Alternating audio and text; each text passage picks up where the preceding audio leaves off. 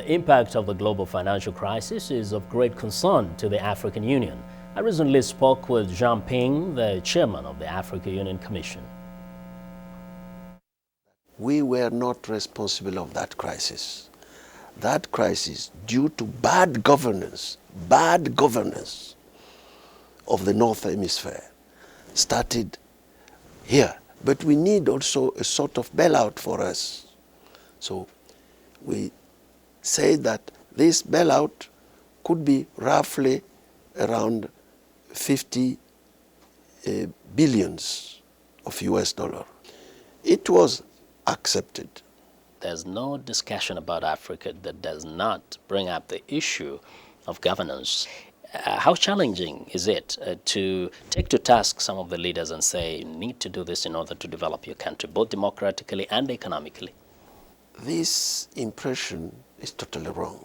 It is clear that when something happens concerning governance, we take actions. But some people would say, well, how do you deal with, say, Robert Mugabe of Zimbabwe or Bashir of Sudan? They're leading countries where there have been complaints and problems.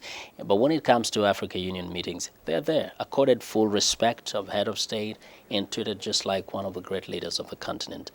Let me tell you that these people are allowed to meet in UN with you, not in African Commission. We have suspended Madagascar. We have suspended Guinea. They are admitted to talk in United Nations.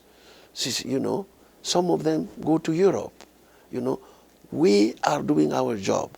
In United Nations, we fight to avoid these people speak.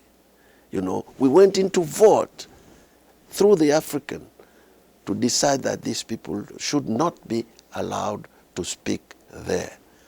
Given the diversity of the continent, the interaction of the different regions with the different other powers of this world, how challenging is it to put all these heads together, put all these nations together and have a common vision? And so far, what's working and what's not working? The vision is common and accepted. The pillars are common and accepted. But the problem you raised is there when we reach the level of implementation. 53 independent countries,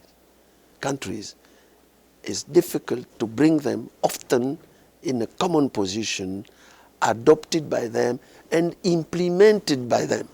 This is some difficulties we are facing. But we are moving, you know.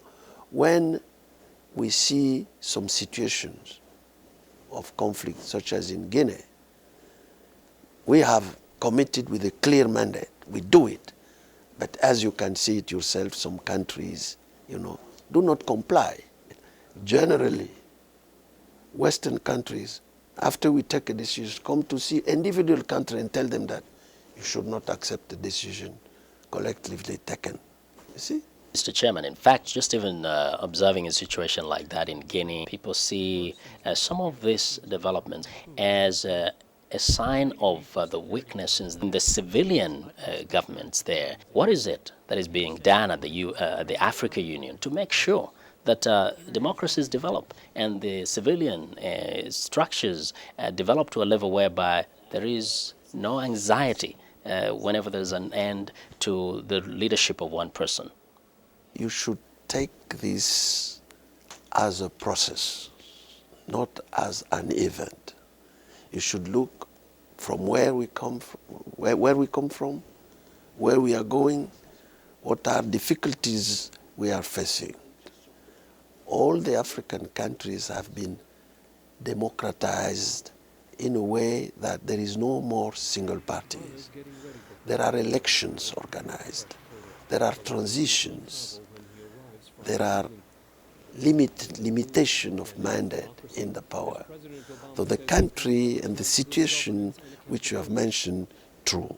In the 53 countries, you have mentioned 5 or 6 who are in this situation. What about the others?